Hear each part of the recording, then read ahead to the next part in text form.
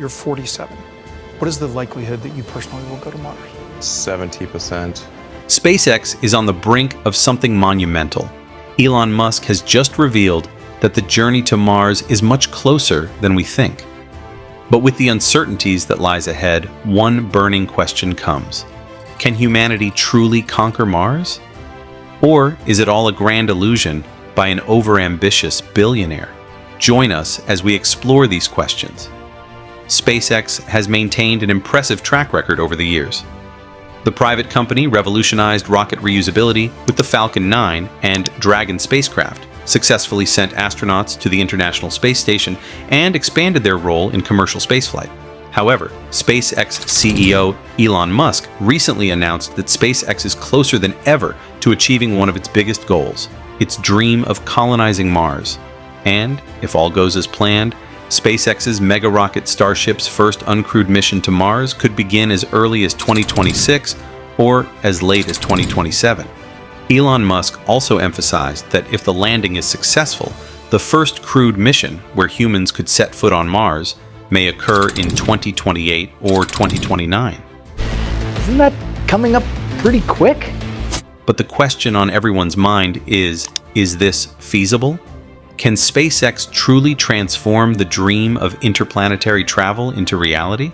We will not reach Mars with people before January 2029. Well, Elon Musk has never been shy about his vision for humanity. He believes that for humanity to survive potential extinction events, could be from natural disasters, artificial intelligence, or global conflicts, we need a backup plan, or, in the case of Mars, a backup planet. But although SpaceX's technology is advancing rapidly, and Musk can't wait to drive his Tesla Cybertruck around the Martian surface, life on Mars is extremely challenging, and there are enormous hurdles to overcome. I mean, it's much harder to live on Mars than it is on Antarctica, put it like that, right? Antarctica has an atmosphere that we can breathe. That's the most obvious basic thing.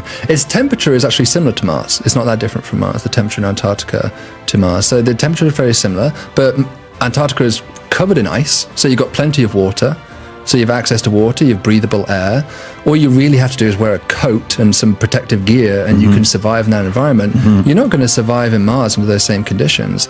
So what exactly are these challenges that stand in the way of Musk's dreams to the Red Planet?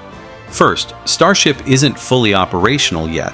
Although it has completed 4 test flights so far and has shown improvement with each successive mission, it still hasn't reached its full operational capability and may not be ready for its first uncrewed flight for another 2 years. But despite this delay, what makes Starship so special? Similar to the Falcon 9 and Dragon, the Starship's most advanced feature is its reliability. Starship was built in such a way that both the upper stage and the booster can be relaunched multiple times, saving SpaceX millions of dollars. This specific feature not only helps to drastically reduce the cost of each mission.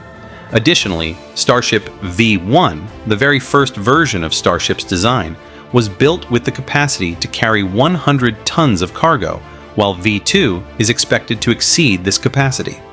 For SpaceX, this is a remarkable feat compared to the Saturn V rocket, which could only carry 45 tons of cargo to the moon. Also, SpaceX is designing an orbital refueling system to enable long-term missions to Mars. This system will allow starships to take on extra fuel while in orbit, enabling them to carry larger payloads and travel greater distances without needing to return to Earth for refueling. But even with these innovations, there are still enormous challenges ahead. While SpaceX has been remarkably efficient at reducing costs when compared to traditional space programs, the overall cost of traveling to the Red Planet remains a major challenge. Even for a company like SpaceX, which has broken many barriers, the cost of landing on Mars might be too high to shoulder alone. And how expensive is it just for one rocket, one launch, all that? I don't know. It's at least $50 million marginal cost of launch, maybe $100 million. Although Elon Musk has an estimated personal fortune of $250 billion, this does not come close to the cost of funding the most expensive and extensive mission in spaceflight history. Additionally, while SpaceX could benefit from revenue streams generated by Musk's other commercial ventures, like the Starlink satellite internet system and its counterpart Starshield, this funds may still not be enough to cover the ambitious goals they aim to achieve.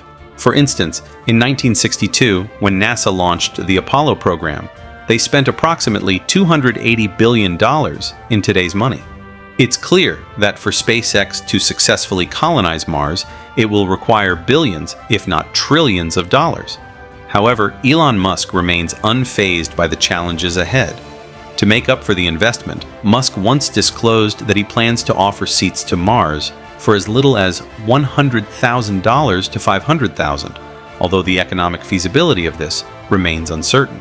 If moving to Mars costs $100,000, then I think almost anyone can work and save up and eventually have $100,000. But cost isn't the only challenge SpaceX could face.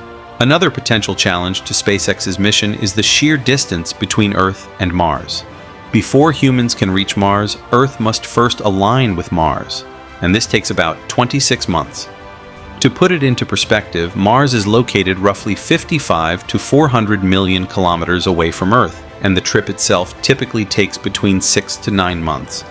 Regarding the length of the trip to Mars, Elon Musk had this to say. When you want to go to Mars, you basically accelerate on the same path of Earth going around the sun, and you time it such that your acceleration gives you an elliptical orbit around the sun where the tip of the ellipse intersects with Mars. So Mars is going around, and you just time it to coincide with the tip of your ellipse being Mars, and that turns out to be about a 6-month journey. As we can imagine, this trip is expected to be extremely challenging.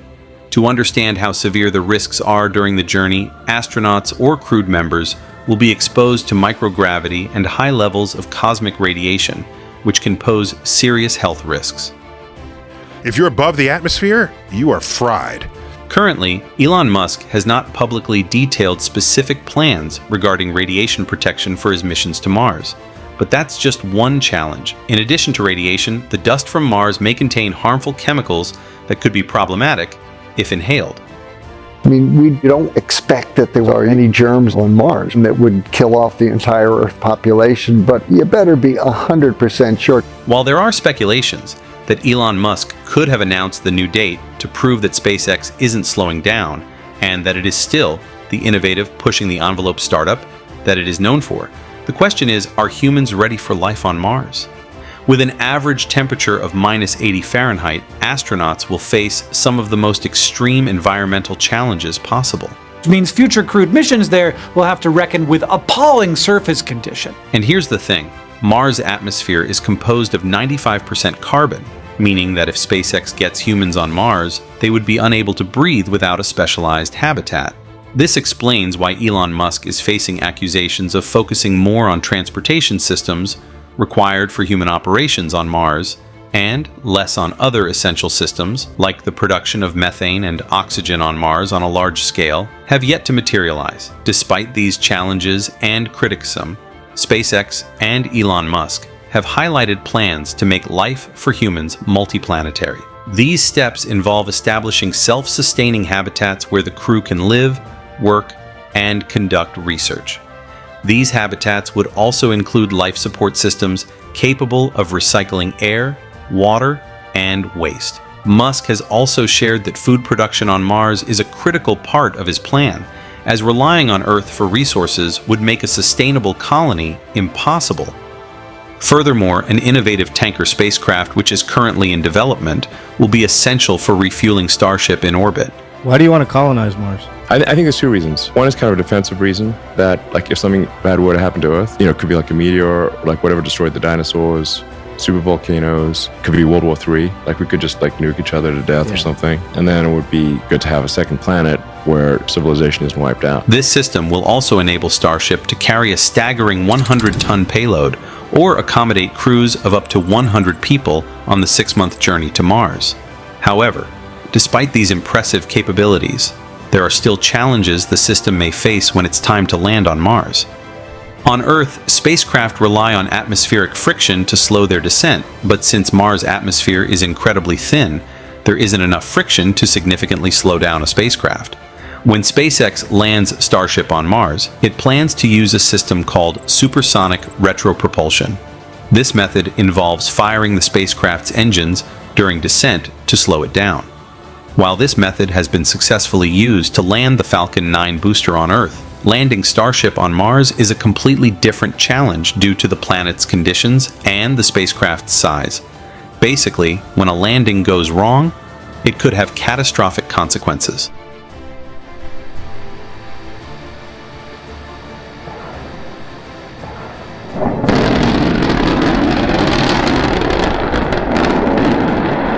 Another crucial aspect to consider is the production of fuel on Mars. To return to Earth, the spacecraft needs a significant amount of fuel, making it impractical to transport enough from our planet. This is where Musk's ambitious plan comes into play. He envisions creating fuel from Martian resources. Specifically, he proposed the production of methane and oxygen by extracting carbon dioxide from the thin Martian atmosphere and utilizing water locked in the planet's ice. However, as SpaceX sets its aggressive timeline, it's worth noting that this isn't Musk's first bold prediction. A report from 2016 indicates that even though the heavy rocket to fly humans to Mars was still at the concept stage, Musk announced that the first crewed launches to Mars could take place within 6 years. We're hoping to have the first humans on the moon in less than 5 years. Mars maybe a little longer than 5 years. And, well, it's been 2 years since that date, and Starship still hasn't launched to Mars. Elon Musk plans to get humans to Mars in 6 years. What year is this article from? Oh, from almost 6 years ago. But so far, it seems that we are not even close. Elon Musk wants to get humans to Mars, but so far it seems like we are not even close. But according to Elon Musk, one of the major obstacles to a self-sustaining city by March 2050 has been the FAA. What's happening is that we get regulations and laws accumulating every year until eventually everything's illegal. And that's why we can't get major infrastructure projects done in the United States. Like if you look at the absurdity of the... Elon Musk is currently facing significant issues with the Federal Aviation Administration due to regulatory violations that have resulted in proposed fines totaling $633,000 against SpaceX. According to the FAA, these fines are associated with 2 separate launches in 2023. But despite the challenges, Elon Musk is not backing down, since he believes that annihilation of all life on Earth is a certainty. Die somewhere. Might as well be Mars. Elon Musk is saying if you are going to die somewhere, it might as well be Mars. In Musk's view, colonizing Mars is essential for the survival and continuation of the human race. As it appears, Elon Musk is likely to ultimately deliver most of his vision for Mars, but not on the timescale he proposes. The journey to Mars requires a significant amount of time for development and adequate planning. While Elon Musk believed that this could be done in time for a launch 2 years from now, it's looking quite impossible. What do you think?